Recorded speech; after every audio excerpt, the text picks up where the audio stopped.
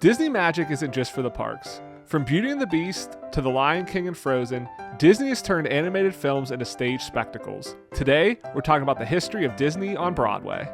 Welcome to the Enchanted Ears podcast, where we discuss anything and everything Disney. I'm Angela. And I'm Joe, and on today's episode, we are talking Disney on Broadway.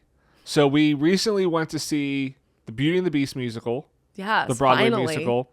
And so we've seen 4 of the musicals, which I felt like was basically all of them. And then we looked this up, and it turns out there's way more of them. So we've seen Lion King, Aladdin, Frozen, and Beauty and the Beast. Yeah. So we saw 4, and I was like, dude, this is great. We're going to do an episode. We've seen some sort of Cinderella, but I think that was like Rogers and Hammerstein that or wasn't something. Disney. Yeah. And I was like, this is going to be perfect. We're going to do an episode on Disney. We're going to talk about, like, we can rank, like, which ones are the best. And then I looked, and I was like, okay, we've seen 4. Because I thought 4. I was like, maybe there's 6 of them. Like, we haven't seen all of them, I know.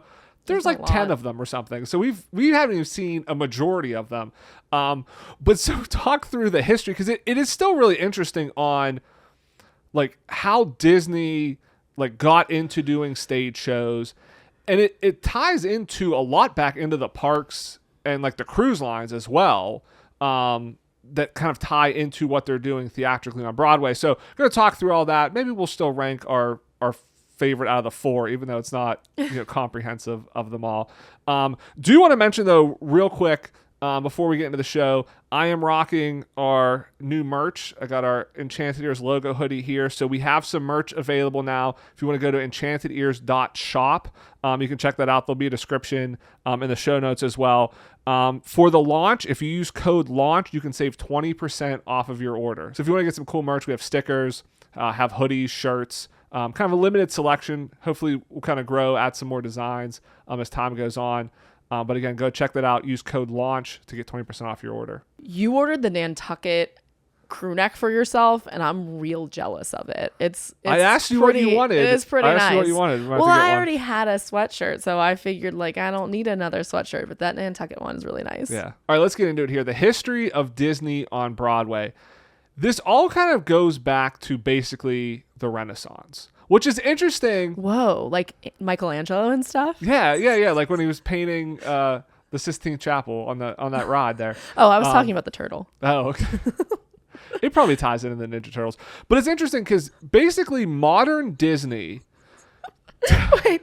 We have to wait. I have to ask you. Have you seen the Ninja Turtles? Yes. No. Have you seen the viral clip now of this, like, Italian wrestler that uses a pizza?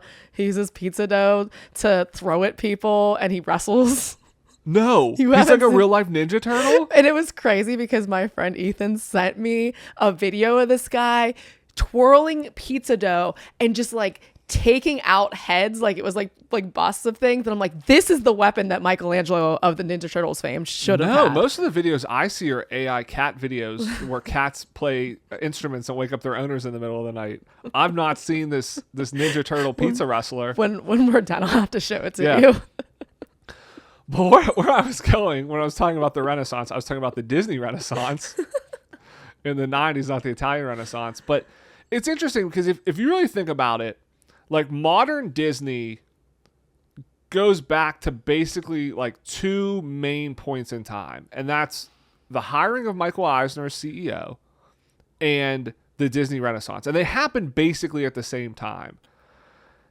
And those 2 events really have propelled Disney forward through the 90s, really revitalized them, and really shaped the company that we have today.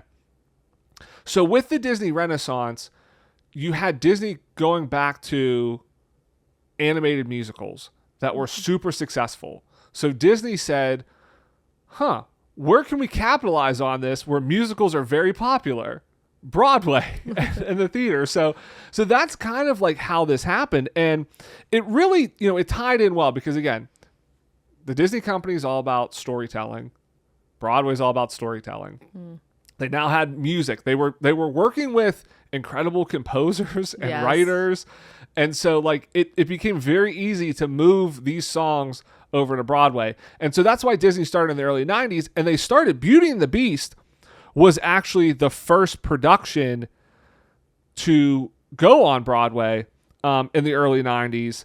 And they had to, because, basically the issue you have though is you have a 90-minute animated film and you have to now make a 2.5 hour Broadway musical. So they added some songs and kind of embellished a little bit of the storylines to have it fill the whole time. Yeah, and this is actually one of the more kind of interesting parts, I think, of these kinds of shows is you do get a little bit more of the characters' personalities. Like we just saw Beauty and the Beast. I felt like we got a better understanding of just how much of an outsider Belle was, because the story wasn't so rushed to fit it into that 90 minutes. You got a little bit more that she seems like cognizant of the fact that she's really like a misfit. And that's a good point. I didn't think of that consciously when I was watching it, but now that you say that, that's a good point of like in the movie, she really doesn't make mention to the fact that like she seems more oblivious to the fact like her nose is buried in a book and she seems oblivious to the fact that she's sort of an outcast. I mean, it's been a while since I've watched it. In the musical, like, oh, I hear what people say about me. Like she understands that. Yeah. And then like the Beast, even like, I feel you get a lot more of the Beast. You get a lot more. And then like the humor of the Beast and the humor of the situation where you have somebody who's sort of been raised outside of like social norms and then he's suddenly thrust into this, hey, I have to try to like behave in a way that's like acceptable, and deal with somebody who is going to hold me to that higher standard. Like you actually kind of get that, like there's comments I think that are made by Lumiere and Cogsworth about like how they sort of maybe haven't held him to the highest standards and that they need maybe they should have been harder on him. And that's what's interesting. And I was just going to mention that because as you were talking through and again, kind of the expansion of the story, it makes a little bit more sense. Yeah, it does. Of why everybody was cursed. Because if you think about it, in the movie and in the original, and again, I'll make the argument he was an 11-year-old kid who got abandoned by his parents. So, of course, stranger danger. He's not going to answer the door when some woman comes to the door. But, like, he gets cursed and the whole castle gets cursed. And you could then make the argument of, like, well, why is everybody punished if it's just this kid who turned this woman away? Whereas in the musical, they do make mention of we basically enabled him. Like, we failed him in that way. Yeah, and we enabled him to make him this brat. That he was kind of like this rude kid. And so we do share some responsibility of it. And so then I think with that, you could go, okay, maybe it makes a little bit more sense now of like, this is why they're all cursed. And this is why they are trying so hard of like, be a gentleman, compliment her. Like it's basically the curse isn't so much of like, he can't love anybody. To your point, it's almost like, hey, he just has to learn like some manners. It's basically at the end of the day, like, somebody has to not indulge him in his every whim. It's more of the stuff that I feel like in the movie worked really well. Like, I think there's a scene of him trying to eat soup. Like, that happens in the musical as well, but I feel like they embellished it more. They were able to draw that out more. Still doesn't make sense that Chip would be punished. Also, I still don't understand how Chip works and how that kid has his head just like sitting on top of a table. Oh, you're talking in the musical. Yeah, I'm talking about in the musical. Yeah, it's if very you've well never, done. if you have never seen Beauty and the Beast the musical, this kid like is carried, like he's wheeled around. He's in a cart. Cart, but you can see through the cart. You can see through the cart, and it's not mirrors. Like I thought it was mirrors at first, and like no, you can see the background. So I have no idea where his body is. It's a very small kid with just with a regular size head.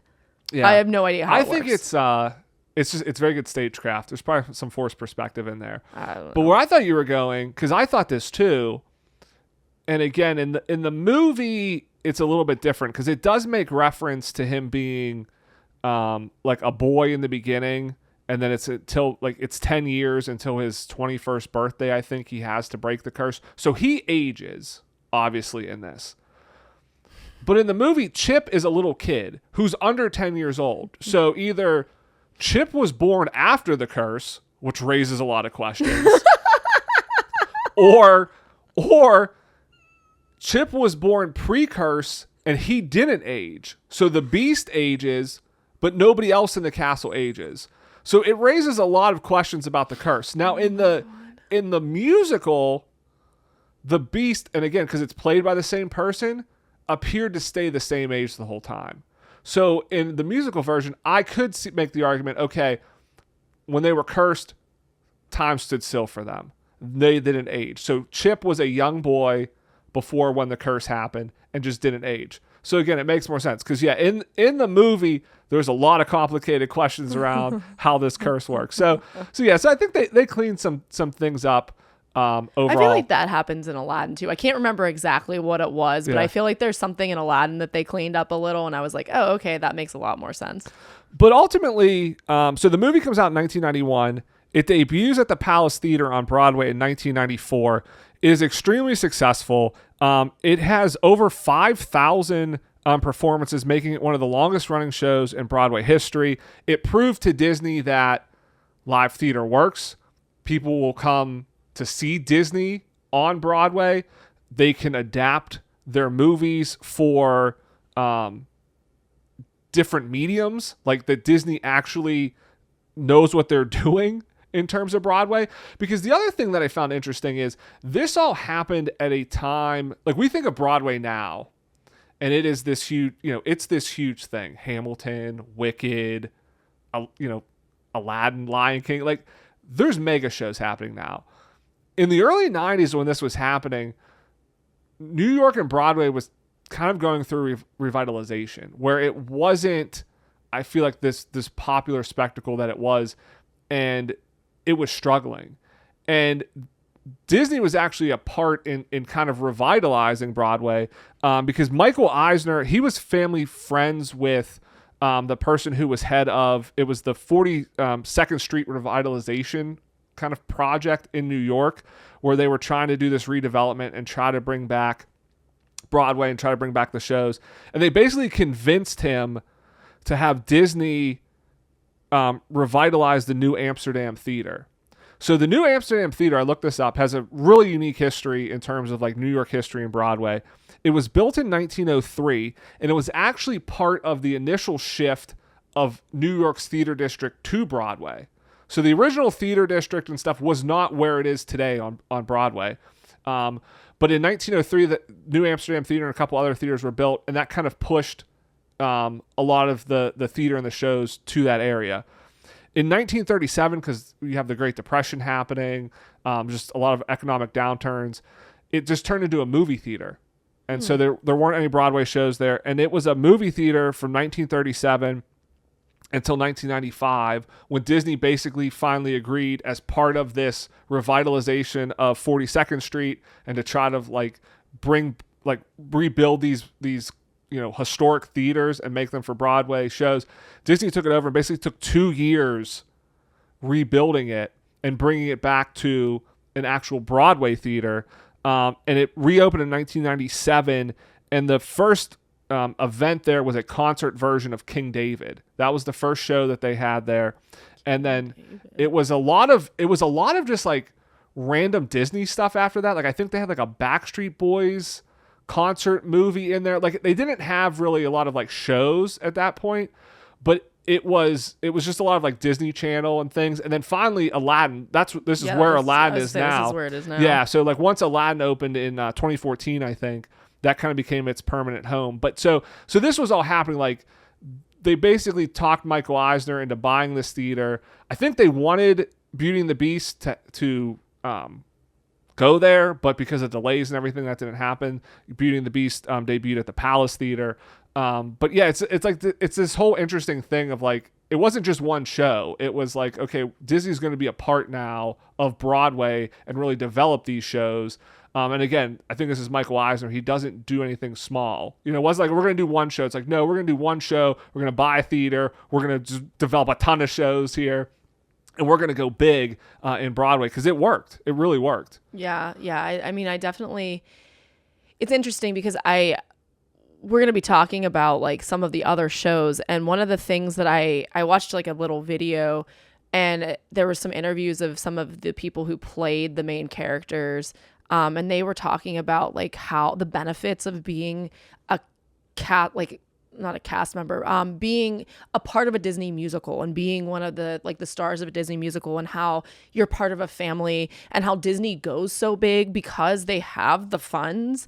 There's a lot of like great stagecraft, and there's also like when you've been in a Disney production, there's like, you kind of have your foot in the door for other opportunities, like, and you might perform on the Oscars singing your Broadway version of your character, or you have an ability to potentially like take that and parlay that into another Disney Broadway production. So well, yeah, how many of the people like in parks you hear singing like songs for the shows that it was they were a person on Broadway, you know what I mean? Like Disney, yeah, you're like, once you're in that Disney ecosystem, they use you for a lot of other stuff. And also, I mean, like just going through our playbills, whenever they have like the Broadway, like when it travels and comes to our city, a ton of those people like have particularly from Disney shows moved to other Disney shows. Yeah. So yeah, they tour. Like there's a lot of opportunities. And to your point, from a perspective, like if you have a new show, you have to get investors, like you have to fund the show. Whereas it's almost like for Disney, it's almost like sequels, where it's like, okay, Toy Story did well, so we're going to make Toy Story 2. We know everybody loves Beauty and the Beast. We know everybody loves Aladdin. We know everybody loves Lion King. We know they love these songs. We know they love these stories. If we put it on Broadway, we know it's going to do well. Like it can't not do well to a certain extent. I think, and I understand why they don't do this, but instead of wasting all of their time and effort in all these live actions, they should take all of those live actions and make them Broadway productions. Like, can you imagine a Tangled musical? Instead of doing a live action Tangled, let's do, I mean, not to say that I don't think that will be cool, like with Milo as Flynn Rider. I think that has like the potential to be very cool. But like, imagine a Tangled musical and how cool that would be, getting to see that on the stage. And there is a Tangled, and we'll kind of get into this because on the cruise ships they do have a Tangled musical. But I think the issue with that, to your point, like, yeah, why not just make, like, why are there not 100 Broadway shows for Disney? And I think part of it is because even though Disney's this large company, they're all individual companies that run this. So the Disney Broadway Theater Group, the Disney Theatrical Group is I think what it's called. They're the ones that are responsible for funding and developing and running these Broadway shows. So like Frozen was on Broadway for a few years and it's not anymore. Like most of the shows, like Lion King's been running since it started. Yeah. Aladdin's been running for a long time. Beauty and the Beast, it's touring now, but like Frozen's touring now as well. But like it wasn't successful enough from their perspective to continue on Broadway. So they're probably developing another show. But my point is, they're their own division of the company. Movies are their own division of the company. So like they have their own budgets that they're working with. So sure, I'm sure the theatrical group would love to develop 50 more Broadway shows, but it's just not possible. Whereas the movies, they can pump out 5 or 6 movies a year, and so they need to kind of cover it. So it is an interesting dynamic of 5 or 6. They don't pump up that. I mean, as far as like animated things. I'm not talking animated, but I'm talking across live action between Marvel and Star Wars and all that sort of stuff. You know what would be wild? A Pirates of the Caribbean musical. It would be. I mean, you know what I'm saying? Like, all that could work. But I think my point is, it's like they have there's different speed each of them can go, and they're trying to fulfill different things. But it is interesting because I do feel like from a fan's perspective, there's a lot of people like that. Like, why are you just making all these live action movies, all these remakes? Why aren't you trying to do Broadway, or why aren't you trying to do something different? And it's like, I get it's all Disney, but Disney's 100 different companies underneath there, and so it's like, Disney's just the umbrella company, right? And so like they're all kind of different things. But getting into this, because like I said, I assumed we saw 4 musicals. We've like basically seen them all. No, not at all. There's a ton. So yes, I mean, what productions has Disney done besides the 4 we've seen? So yeah, they've had a lot. So in the 1990s, they came out with, as you said, Beauty and the Beast. That came out in 1994, which was the same year that the Lion King was released theatrically. That took a couple more years, and in 1997, that debuted. It's wild that that was the first 2. Yeah. You already talked about Beauty and the Beast being like one of the longest running shows. I believe The Lion King is like the highest grossing, or one of the highest grossing Broadway shows of all time. Highest grossing Broadway show. Yeah, so it is wild that those were the first 2 that they had. So it was like once those 2 took off, it was like, all right, we're going. Yeah, and then in the 2000s, there was, I don't know how to say this one, so excuse me, I should have. It's either Ada AIDA in 2000. So that one was Tim Rice and Elton John. Yeah, that wasn't a Disney property, but they helped produce that. Right. That they wrote that but for. the one that has me like absolutely wild is Tarzan. Tarzan is a wild show. 2006. I want to revisit this.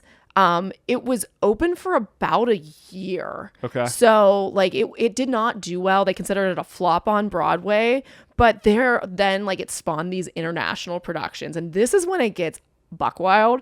Well, Tarzan's interesting too because when we talked with Kevin Lima, like he mentioned Disney doesn't own Tarzan because he even brought that up of like people ask him like why haven't they made a lot of sequels or like why don't you see Tarzan in the parks as like a lot, and we have seen Tarzan on like Run Disney events. Run and Disney stuff. events, we'll see it. But he talked about like it's pretty rare because Disney like they don't own Tarzan. It's basically like a licensed IP story. Like there's been other Tarzan movies that's not Disney. So I think that plays into it too, where it's like, okay, they tried this version. If it wasn't super successful, it probably wasn't one. It's like we don't completely control this IP. That makes it more difficult for them. Well, this one also had like acrobatics, like swinging from the ceiling. I'm sure it was probably really? dangerous. Okay. Like it looked so incredible. And like it has even like I said, the background of this is what is nuts because the Dutch then decided that they were going to have their own, and then how they were going to cast this is that they found their Tarzan through a reality show competition. Wait, yes, for the specific, so they did for the role of Tarzan to do the Dutch version of Tarzan. Now, was this the same? This wasn't the Disney version. They just created, or did Disney? Was this the Disney version? They just took it internationally, like on tour.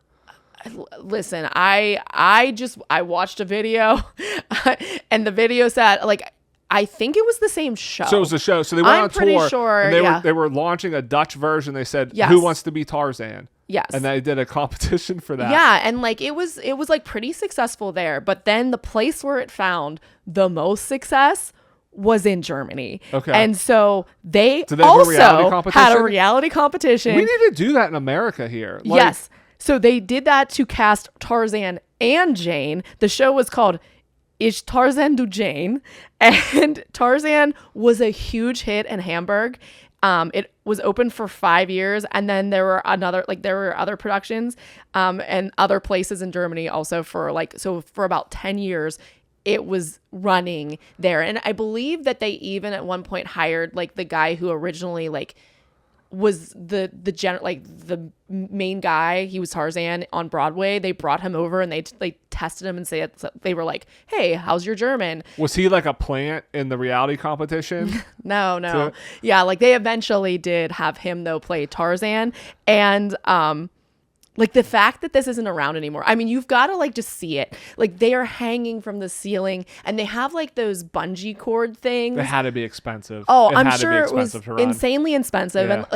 and they had like cool like green almost like streamers sort of hanging from the back so that like it created this forested scene. It was really cool looking. Now, I know Disney doesn't love to have like, hey, these people are the princesses in the parks. Like I know Disney, they kind of shy away from that. If you get too popular, they don't like that. They get rid of you. But how great would it be? Disney Plus, we need content, reality competition. Oh, to be like a princess or to be a character in the parks where like fans are voting on like you're going to go to ballroom dancing classes and you're going to learn and it's like incredible who can dance the best, and you have judges, but then you have fan voting to vote who wins. I don't think you do this in the parks though. I think you do this for Broadway. We're going to revitalize Tarzan or any other show, or we're bringing Hercules, which we're going to get to. We're bringing it over from the West End. We're putting it here on Broadway. But instead of just picking somebody, we are going to try to give some young upstart the opportunity to play Hercules. That I like that because then that drives interest to the show. Yeah, and because everything. the park doesn't need more people streaming in, and it's going to cause too much like chaos. But if you're getting people to go to Broadway, like I feel like Broadway type things like it works out great for them when they're sold out. And then it creates like this fever of like, oh, we got to go see this person. We got to go see the person who's originating the role. I just think. That's good. I think, even maybe not a competition of like casting it, but like how interesting would it be as fans to see, okay, we're opening Villains Land. We're going to have a lot of walk around villains. There's a rumor of a Hades dinner show. Mm-hmm. How amazing would it be to do a documentary behind the scenes of, okay, maybe it's not a competition of us picking who's going to be Hades and who's going to be all the singers and dancers, but show us this is what they have to go through. Like, this is how we take us from casting those people, and take us from the training and the production of it. And it's called Becoming Hades. Okay. I think we need to workshop the name a little bit. I like it. But you know what I'm saying? But you show like the various people who play Hades, like the original people that they're picking. That would be cool. And to your point, they're not going to need to drive excitement to Villains Land or to get people into the parks. But again, from a Disney Plus perspective, and hey, we need content, like there'd be a lot of people that would really enjoy that. Yeah. And I also think, because I think this is the other thing, and I think Disney may not be thinking about this, because let's say they make a Hades production and it's not that good. Like let's say the dinner show's not the quality we kind of all want it to be. If we go and we see a show and we're like, this isn't that great, we might be kind of mean to them. Not mean to the people individually, but like kind of mean to Disney in general. Like, hey, that wasn't good. But if I watch a 6-part docuseries about all the trials and tribulations they go through, a la Frozen 2, how difficult it was for them to write the song up to the last minute, you give it a little bit more leeway of like, you know what? This maybe isn't the greatest show I've ever seen, but they went through a lot and I really appreciate it. Like, I feel like they could buy themselves some more credibility and buy themselves a little bit of like leeway with people if we knew everything that went into making the rides, the attractions, the shows that we love. You're gonna forgive some of the things knowing, hey, they were up until like 3 a.m. the night before trying to finish this show. Okay, I get maybe it's not, a 10 out of 10. So just, I'm going to comment on that in a second, but I'm going to need you to walk something back. You just compared it to Frozen 2 as if Frozen 2 wasn't incredible in and of itself without the documentary. No, it is incredible, but I think my point is... I know what you were saying. My point is, it's like when you're watching it, you go, well, this movie... It makes you appreciate it more. You go, this movie's great. Mm-hmm.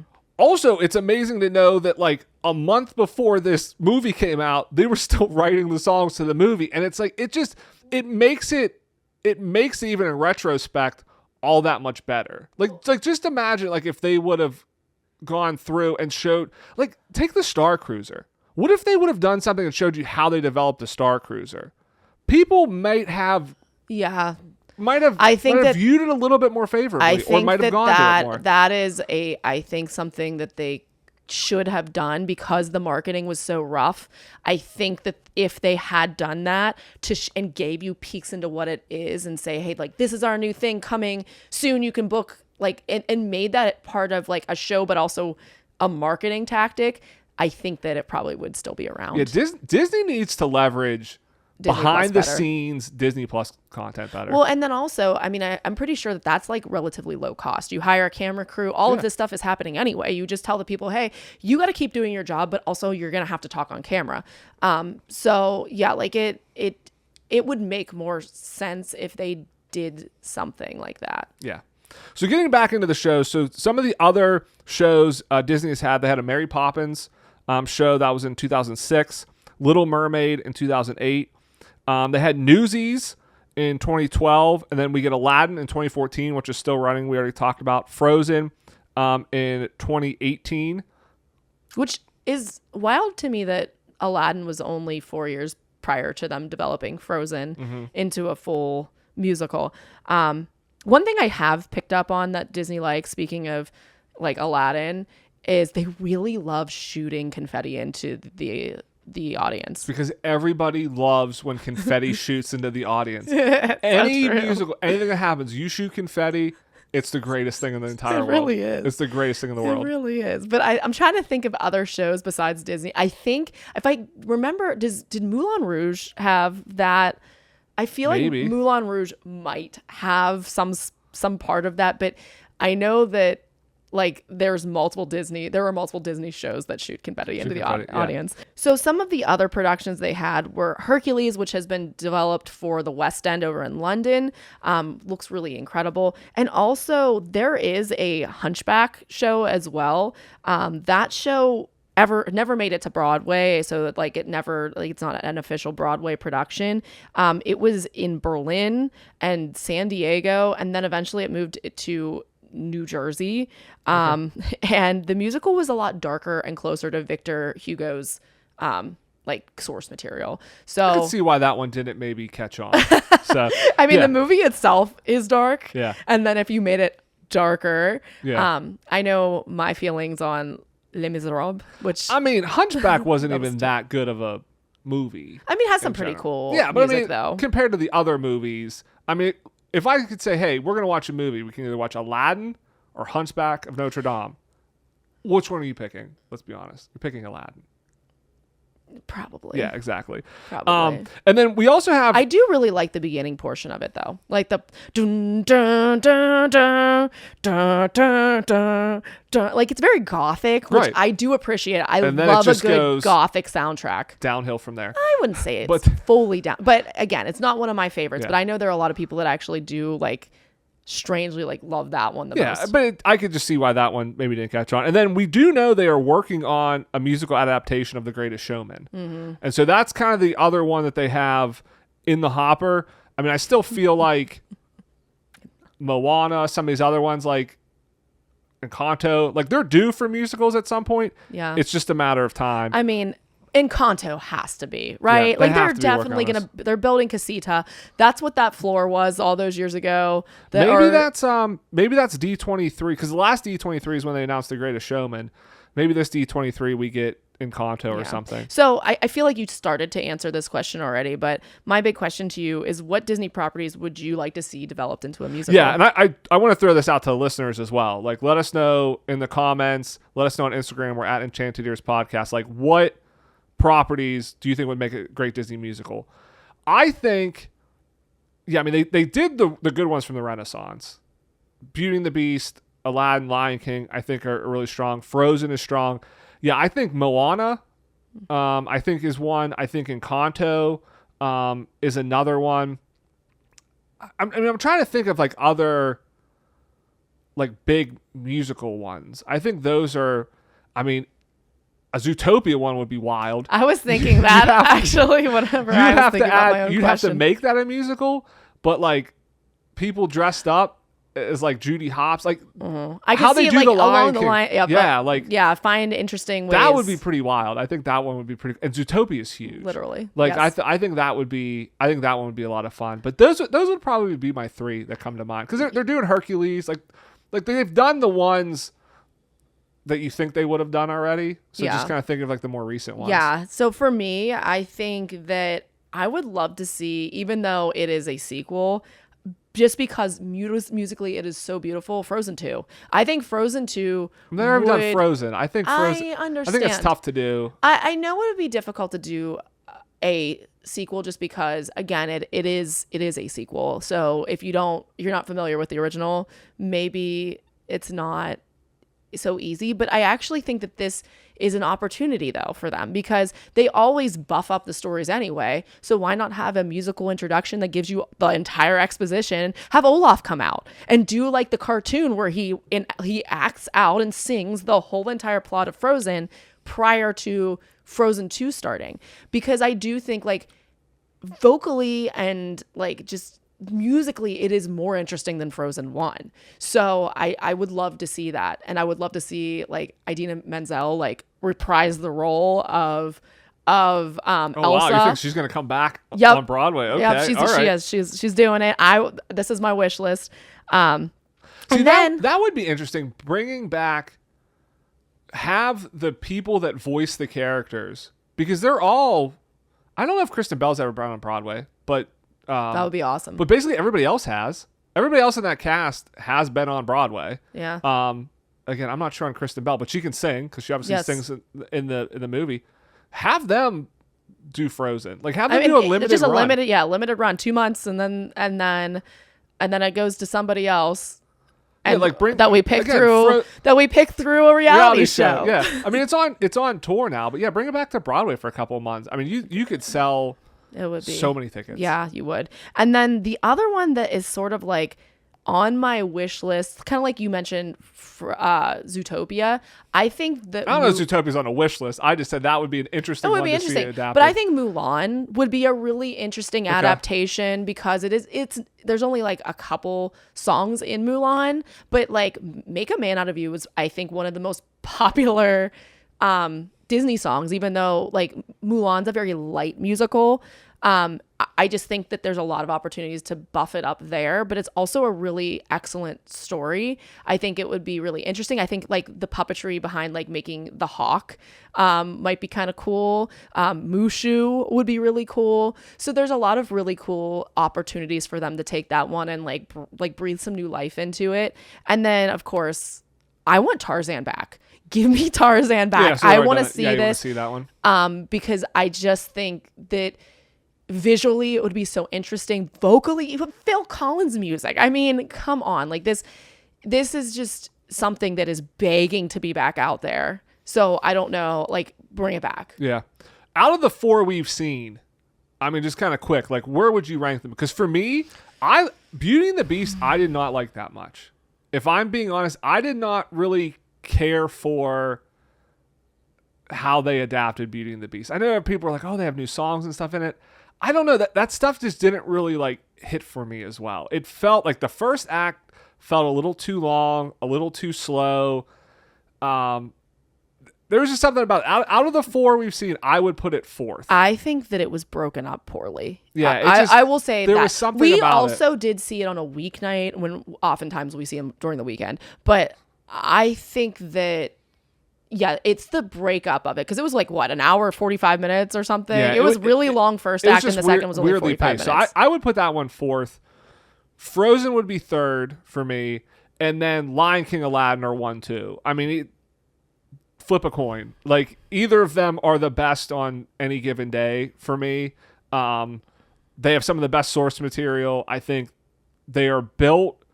They work well because they lean into what makes Broadway work in that it's a spectacle. It's over the top. So Aladdin works really well because you have the genie and you can just go over the top with huge numbers there. The Lion King works because they went with a huge spectacle in bringing these animals to life. Like you would never think it would work in the stage, how Pride Rock comes out and stuff. Like that's why those two work. Plus they have great songs and everything else on them. I feel like Beauty and the Beast just really didn't lean into, short of, again, I was like all out on Beauty and the Beast until the Beast transformed. And that was like, blew my mind. I went, okay, I can make the argument to come see this musical just for the transformation in the second act. At the end, yeah. Like up until that point, I was kind of like, this was good. I don't know that I would really need to recommend this to people or to ever come see this again. But that transformation at the end was pretty phenomenal. So I'm kind of back on at least like, hey, it's worth seeing. But I think up until that point, it didn't have a lot of I just feel like it didn't lean into the spectacle that like is Broadway in the same way that Lion King and Aladdin do. And to a lesser extent, Frozen, because Frozen does have some spectacle in it. I just think not to the scale. So that would be my 4. 1, 2, Lion King, Aladdin, Frozen, and then Beauty and the Beast. Yeah, I think that mine will be it's similar. I think it's probably Lion King, Aladdin, Frozen, Beauty and the Beast for similar reasons. I didn't dislike Beauty and the Beast. I thought it was really good.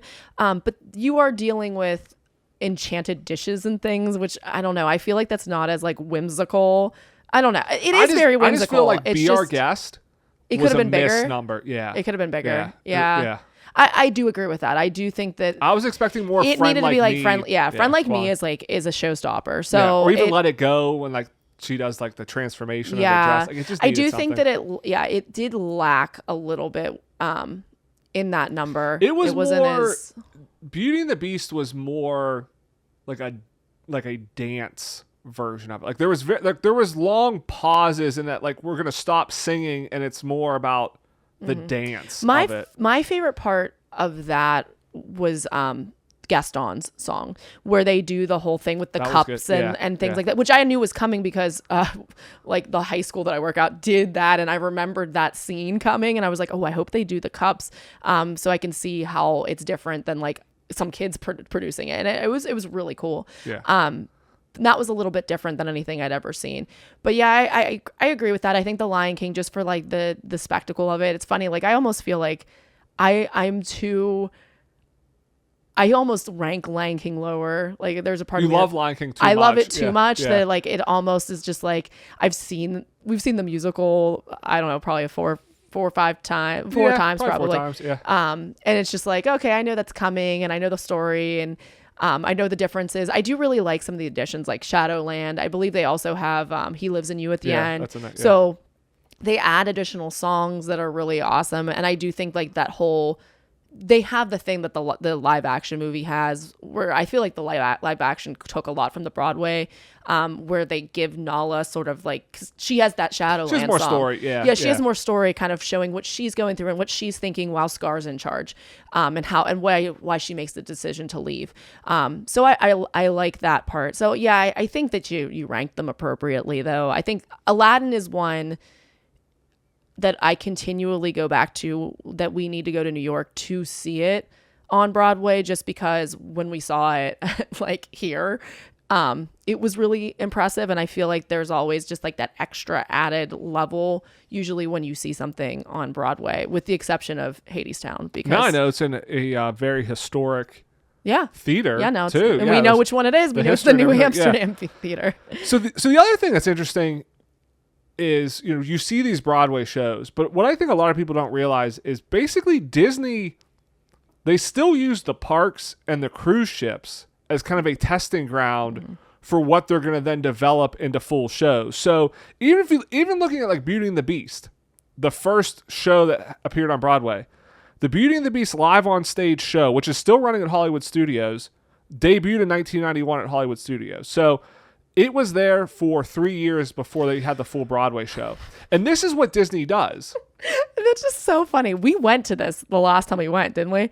I literally can never remember any part of the show. It's again, I think I told you this last time. It's Beauty and the Beast. There's not much to remember. It's the Beauty and the Beast. It is so unmemorable to me. It's the cartoon version is basically what it is. They're all dressed up as the cartoon versions. Well, it's a stage show too, right? But that's kind of what I remember. The Broadway musical, they're not the cartoon versions; they're like people versions of it. So it's funny. But if you look at the other ones, so Aladdin, and where Disney does this is at Disneyland basically, because they have the Hyperion Theater. There's no show there now. Rogers the Musical was the last one. Yeah, I was gonna say I'm very curious looking at some of this, because you said that like Aladdin was at the Hyperion in 2001 and it took them till 2014 to get that on Broadway, and then also Frozen was at the Hyperion before, so it was in the like theater in 2016 and then 2018. So maybe there's 2018 on Broadway. So maybe there is still hope for Rogers the Musical, because it is something that we never got a chance to go see in Disneyland. It's difficult to get out there. So like maybe they will. I can't imagine they don't develop I don't that know. into something. That was because that was like a special thing that I feel like it was an Easter egg they threw into the show, and everybody talked about it enough. They're like, all right, we'll make a half an hour 40-minute musical for people to come see because we need something in the theater. I find it interesting that but they don't have anything in the theater now. Well, that's the thing. So you do kind of have to wonder, is that theater going away? Like, what's happening with that? It's been a while, and maybe they are developing Moana and content. Like maybe they're developing something that's just taking longer for them, because it is odd that there's been nothing in that, because they have used it for this. So again, they develop these 30-minute shows for a theme park because they need stuff for guests to do, and they kind of get feedback. Aladdin worked. All right, let's develop it into a 2.5-hour show. Frozen worked. Let's develop it. And they have the Finding Nemo, the musical as well. Yeah. Well, that's over at Animal Kingdom. But even if you look at the cruise lines, so Frozen is on the cruise lines. They have Tangled, the musical, on the cruise line. So the new ships, we have a Hercules show on the Destiny, which that's kind of coming out at the same time as the Broadway version, but again, kind of developed in tandem there. There is a Moana show on the Treasure. I so want again, this so Moana show. Actually, I can't Yeah. believe when I came up with that question, I didn't think of Moana and Encanto immediately. Yeah. But Moana would be really the only thing that I think is tough about Moana is there is a lot of time where she is just on a boat in the middle of the ocean.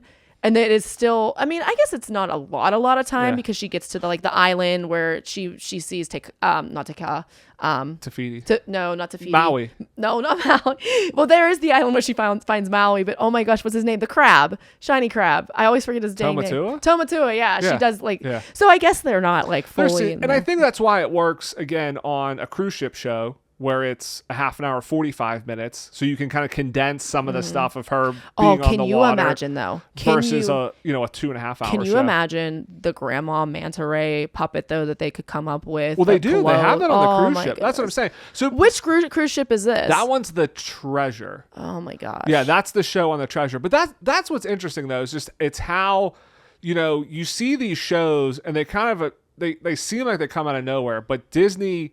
They still use the parks because the parks are kind of like the ultimate testing ground because that's like if you're fans, because there's a lot of people going in there. So if they're going to divert their attention away from going to the rides and things like that to go to the show and it's like crowded and stuff, they know that they have and those are some of like your most hardcore fans that are going to the parks, that are going on the cruises. And so they can test this out on a smaller scale with a less financial risk. And again, they only have to fill 30 minutes, 40 minutes. They don't have to fill a full Broadway show. They don't have to spend the money of writing 3 more songs or figuring out how we're going to extend this story. They can figure out if that works. And then when it does work, they can develop it into a larger show. So that's why I always say, like, look at what they're doing in the parks. Look at what they're doing on the cruise ships. So you mentioned Tangled. They have something on the cruise ships.